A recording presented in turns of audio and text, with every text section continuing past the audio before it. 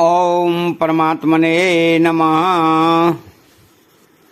अविभक्तं च भूतेषु विभक्तमिव च स्थितं भूतवर्तर च तच्चय्यं ग्रसिष्णु प्रभो विष्णु च। अविभक्त च भूतेषु विभक्तमिव च स्थितं।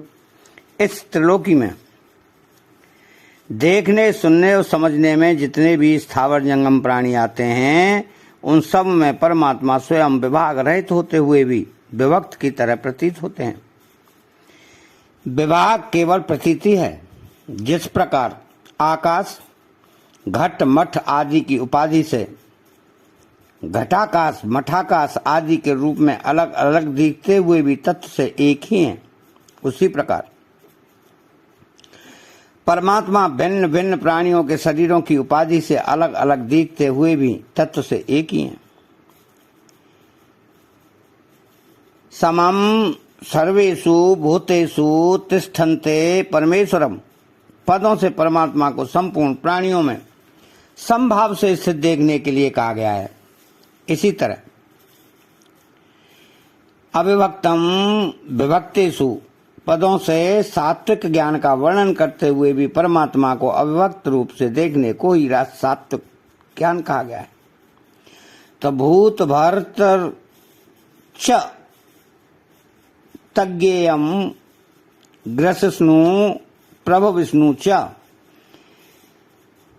विद्धि पद से जिस परमात्मा को जानने की बात कही गई है और जिस ज्ञेय तत्व का वर्णन करने की प्रतिज्ञा की गई है, उसी का यहाँ ब्रह्मा विष्णु और शिव के रूप से वर्णन हुआ है। वस्तुतः चेतन तत्व परमात्मा एक ही है। वे ही परमात्मा रजोगुण की प्रधानता स्वीकार करने से ब्रह्मा रूप से सबको उत्पन्न करने वाले सत्वगुण की प्रधानता स्वीकार करने से विष्णु रूप से सबका भरण पोषण करने वाले और तमोगुण की प्रधानता स्वीकार करने से रुद्र रूप से सबका संहार करने वाले हैं। तात्पर्य है कि एक ही परमात्मा सृष्टि पालन और संहार करने के कारण ब्रह्मा विष्णु और शिव नाम धारण करते हैं। यहाँ यह समझ लेना आवश्यक है कि परमात्मा सृष्टि रचना आदि कार्यों के लिए भिन्न भिन्न गुणों को स्वीकार करने पर भी उन गुणों के वशीभूत नहीं होते।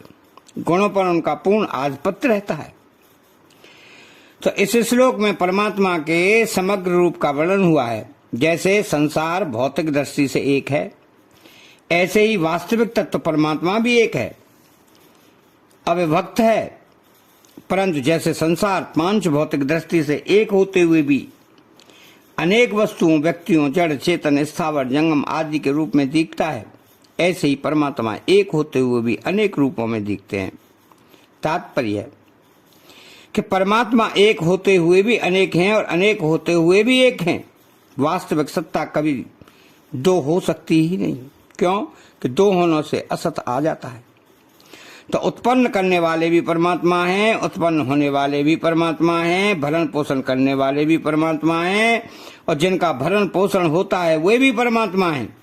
संहार करने वाले भी परमात्मा हैं और जिनका संहार होता है वे भी परमात्मा हैं। तो पूर्व श्लोक में भगवान ने ज्ञेय तत्व का आधार रूप से वर्णन किया। अब आगे के श्लोक में उनका प्रकाशक रूप से वर्णन करते हैं। ज्योतिषामपि तज्ज्योतिस्तमसः परमुच्यते ज्ञानं ज्ञेयं ज्ञानगम्यं हृदि सर्वस्य विष्ठितम्। अर्थात ज्योतिषामपि तज्ज्योतिः, ज्योति नाम प्रकाश ज्ञान का है और जिनसे प्रकाश मिलता है, ज्ञान होता है, वे सभी ज्योति हैं। भौतिक पदार्थ सूर्य, चंद्र, नक्षत्र, तारा, अग्नि, विद्युत आदि के प्रकाश में दिखते हैं। अतः भौतिक पदार्थों की ज्योति प्रकाशक सूर्य, चंद्र आदि हैं। तो वर्णात्मक और ध्वन्यात्मक शब्दों का ज्ञान कान से होता है। अतः शब्द की ज्योति प्रकाशक कान है। शीत, उष्ण, कोमल, कठोर आदि के स्पर्श का ज्ञान त्वचा से होता है। अतः स्पर्श की ज्योति प्रकाशक त्वचा है। श्वेत नील पीत आदि रूपों का ज्ञान नेत्र से होता है, अतः रूप की ज्योति प्रकाशक नेत्र है। खट्टा मीठा नमकीन आदि रसों का ज्ञान जिह्वा से होता है, अतः रस की ज्योति प्रकाशक जिह्वा है। तो सुगंध दुर्गंध ज्ञान नाक से होता है, अतः गंध की ज्योति प्रकाशक नाक है। इन पांचों इंद्रियों से शब्दादि पांचों विषयों का ज्ञान तभी होता है जब उन इंद्रियों के साथ मन रहता है।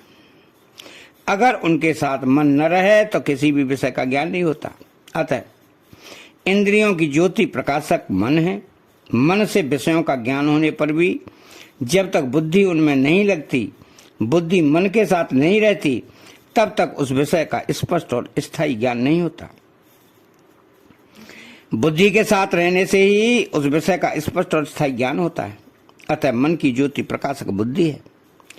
बुद्धि से कर्तव्य अकर्तव्य सत्य असत्य नित्य अनित्य का ज्ञान होने पर भी अगर स्वयं कर्ता उसको धारण नहीं करता तो बौद्धिक ज्ञान ही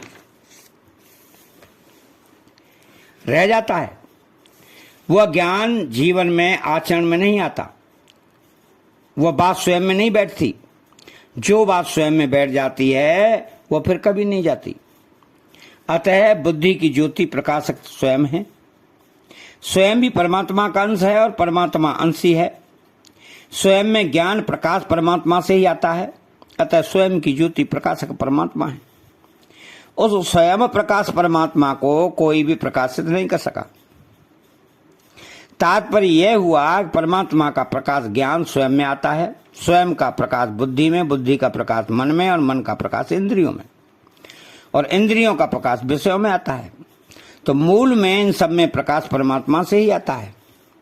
अतः इन सब ज्योतियों का ज्योति प्रकाशकों का प्रकाशक परमात्मा ही है। जैसे एक एक के पीछे बैठे हुए परीक्षार्थी अपने से आगे बैठे हुए को तो देख सकते हैं पर अपने से पीछे बैठे हुए को नहीं, ऐसे ही अहम बुद्धि मन इंद्रियां आदि भी अपने से आगे वाले को तो जान सकते हैं पर अपने से पीछे वाले को नहीं।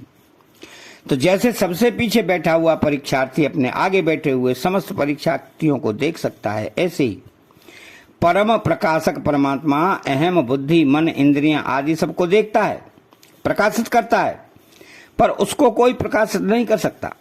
वह परमात्मा संपूर्ण चर अचर जगत का समान रूप से निरपेक्ष प्रकाशक है। तो यस्य भाषा सर्वमिदं विभाति सचराचरम, वहां प्रकाशक प्रकाश और प्रकाश्य यह त्रिपुटी नहीं है। तमसः परमुच्यते, वह परमात्मा अज्ञान से अत्यंत परे अर्थात सर्वदा असंबद्ध और निर्लिप्त है। इंद्रियां मन बुद्धि और अहम इनमें तो ज्ञान और अज्ञान दोनों आते ही जाते हैं, परंतु जो सबका परम प्रकाशक है उस परमात्मा में अज्ञान कभी आता ही नहीं, आ सकता ही नहीं और आना संभव भी नहीं है। जैसे सूर्य में अंधेरा कभी आता ही नहीं, ऐसे ही उस परमात्मा में अज्ञान कभी आता ही नहीं। अतः उस परमात्मा को अज्ञान से अत्यंत परे कहा गया है।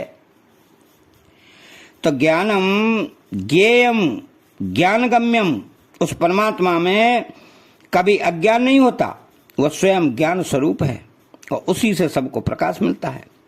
अतः उस परमात्मा को ज्ञान अर्थात ज्ञान स्वरूप कहा गया है। तो इंद्रियां मन बुद्धि आदि के द्वारा भी जानने में आने वाले विषयों का ज्ञान होता है, पर वे अवश्य जानने योग्य नहीं है, क्योंकि उनको जान लेने पर भी जानना बाकी रह जाता है, जानना पूरा नहीं होता। वास्तव में अवश्य जानने योग्य तो एक परमात्मा ही है। अवश्य देख अहि देख न जोगु, उस परमात्मा को जान लेने के बाद और कुछ जानना बाकी नहीं रहता। तो भगवान ने अपने लिए कहा है कि संपूर्ण वेदों के द्वारा जानने योग्य मैं ही हूं, जो मुझे जान लेता है वह सर्ववित हो जाता है। अतः परमात्मा को ज्ञेय कहा गया है। तो ज्ञान के द्वारा असत का त्याग होने पर परमात्मा को तत्व से जाना जा सकता है। अतः उस परमात्मा को ज्ञान गम्य कहा गया है। तो हृदय सर्वस्व विष्ठितम, वह परमात्मा सबके हृदय में नित्य निरंतर विराजमान है। तात्पर्य है कि यद्यपि वह परमात्मा सब देश काल वस्तु व्यक्ति घटना परिस्थिति अवस्था आदि में परिपूर्ण रूप से व्यापक है, तथापि उसका प्राप्ति स्थान तो हृदय ही है। उस परमात्मा का अपने हृदय में अनुभव करने का उपाय है। नंबर 1, मनुष्य हर एक विषय को जानता है, तो उस जानकारी में सत्य और असत्य ये दोनों रहते हैं। इन दोनों का विभाग करने के लिए साधक ये अनुचित करे कि मेरी जो जागृत, स्वप्न, सुषुप्ति और बालकपन, जवानी, बुढ़ापा आदि अवस्थाएं तो भिन्न भिन्न हुई, पर मैं एक रहा। तो सुखदायी, दुखदायी, अनुकूल, प्रतिकूल परिस्थितियां आई और चली गईं, पर उनमें मैं एक ही रहा। तो देश, काल, वस्तु, व्यक्ति आदि का संयोग वियोग हुआ, पर उनमें भी मैं एक ही रहा। तात्पर्य यह हुआ कि अवस्थाएं, परिस्थितियां, संयोग वियोग तो भिन्न भिन्न तरह के हुए, पर उन सब में जो एक ही रहा, भिन्न भिन्न नहीं हुआ है, उसका उन सब से अलग करके अनुभव करे। ऐसा करने से जो सबके हृदय में विराजमान है उसका अनुभव हो जाएगा, क्योंकि वह स्वयं परमात्मा से अभिन्न है। नंबर 2, जैसे अत्यंत भूखा अन्न के बिना और अत्यंत प्यासा जल के बिना नहीं रह सकता, ऐसे ही उस परमात्मा के बिना रह नहीं सके, बेचैन हो जाए, उसके बिना न भूख लगे, न प्यास लगे, न नींद आए, उस परमात्मा के सिवाय और कहीं वृत्ति जाए ही नहीं, इस तरह परमात्मा को पाने के लिए व्याकुल हो जाए, तो अपने हृदय में उस परमात्मा का अनुभव हो जाएगा। इस प्रकार एक बार हृदय में परमात्मा का अनुभव हो जाने पर साधक को सब जगह परमात्मा ही है ऐसा अनुभव हो जाता है। यही वास्तविक अनुभव है। तो जिस ज्ञेय तत्व का वर्णन हुआ है वो भगवान का समग्र रूप वासुदेव सर्वम ही है। कारण कि इसमें निर्गुण निराकार, सगुण निराकार, सगुण साकार तीनों ही रूपों का वर्णन हुआ है। ज्ञान गम्यम परमात्मा तत्व ज्ञान से ही जाने जाते हैं, क्रिया वस्तु आदि से नहीं। तो तत्व ज्ञान के सिवाय उनको जानने का दूसरा कोई साधन नहीं है। मनुष्य कर्मयोग, ज्ञान योग, ध्यान योग आदि जिन साधन से परमात्मा को जानेगा, वास्तव में तत्व ज्ञान से ही जानेगा। श्रद्धा, भक्ति, विश्वास, भगवत कृपा आदि से ही भी जानेगा, तो तत्व ज्ञान से भी जानेगा। कारण कि जानना ज्ञान से ही होता है। यहाँ ज्ञान गम्यम पद का अर्थ साधन समुदाय से प्राप्त होने योग्य भी लिया जा सकता है, जिसका वर्णन पीछे श्लोक में हुआ है। अतः चैनल को सब्सक्राइब करें, बेल आइकन घंटी को दबाएं और कमेंट बॉक्स में जय श्री कृष्णा लिखें। बोलो जय श्री कृष्णा।